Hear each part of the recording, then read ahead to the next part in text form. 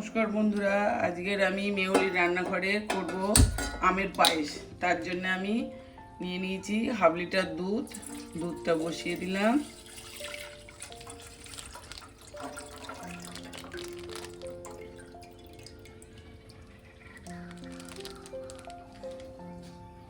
দিয়েছি দুধটা আমার জাল হতে হতে আমি এই ছোট কাপের 1 কাপ সুজি হালকা শুকনো খোলায় নেড়ে নেব। শুধু সুজির কাঁচা গন্ধটা যাতে চলে যায়। সুজিটা আমার হালকা ভাজা হয়ে গেছে, আমি বেশি ভাজবো না। এবার আমি গ্যাসটা নিভিয়ে দিলাম।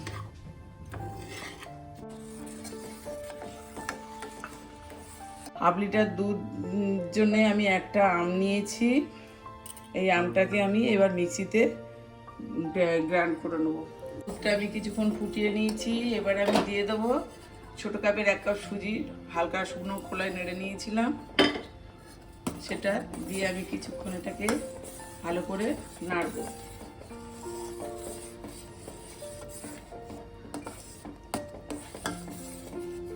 সুজিটা দিয়ে নেড়ে আমি ছোটো কাপের 1 কাপের কম চিনি দিলাম, কারণ যেহেতু এটা আমের পায়েস মিষ্টিটা বেশি লাগবে না। আমটা তো মিষ্টি।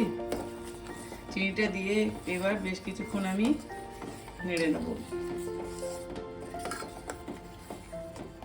নিয়ে আমি কাজু আর কিশমিশ দিয়ে দেবো।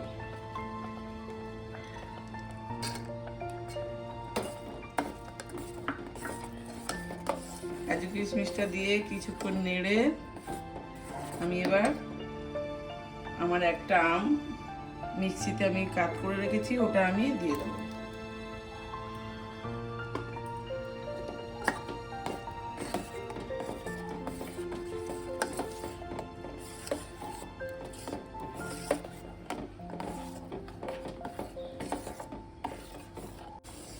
আমার আমের পায়েস হয়ে গেছে। আপনারা আমটা দেখে নেবেন মিষ্টি যেন হয়, তা না হলে দুধটা কেটে যাবে। আর আম যদি ছিবড়ে হয় তাহলে একটু ছাঁকনি দিয়ে ছেঁকে নেবেন। এতে বানিয়ে খেয়ে দেখবেন। লাইক, কমেন্ট, শেয়ার আর সাবস্ক্রাইব করে দেবেন। আমের পায়েস হয়ে গেল। আপনারা বাড়িতে এইভাবে বানিয়ে খেয়ে দেখবেন আর লাইক, কমেন্ট, শেয়ার করে দেবেন। নতুন বন্ধুরা সাবস্ক্রাইব করবেন। এবার পায়েসটা তুলে নেব।